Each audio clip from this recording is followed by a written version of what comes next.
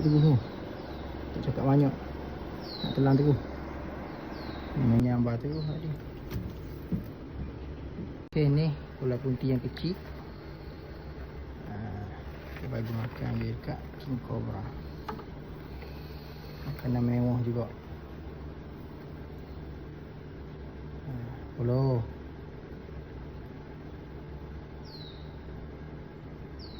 Ambil baung saja ke? Dia ikut. Dia ikut.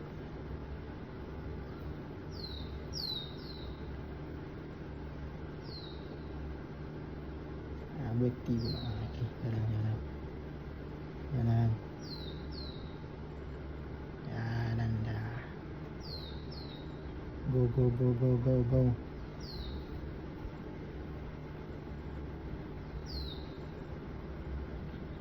Apa berhenti situ?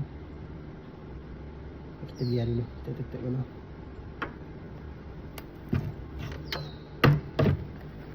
Ni seekor lagi ular punti.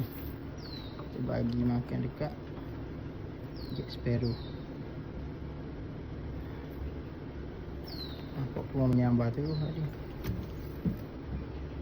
Oh, mengelak.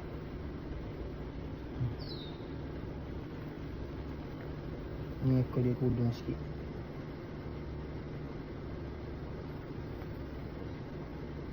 Mana dah tadi? Lari.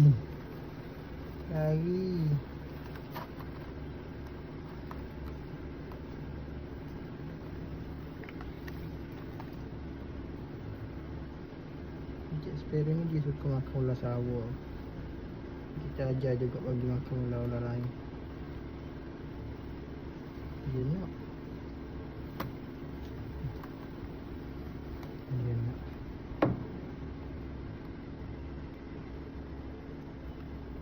Menung juga. Hai. Kenapa semua ular termenung je? Biasa terus sambar je. Ni termenung je. Biarlah kita tinggal je. Oh, dia nak tu. Kepala masuk dalam mulut tu. Tak cakap banyak. Nak telan tu. Memang gila.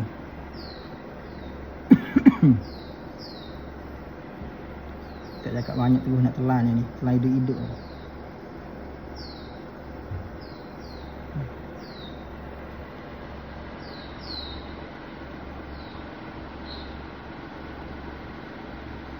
Makan dah. Kita tinggal je. Bye. Makan kenyang-kenyang.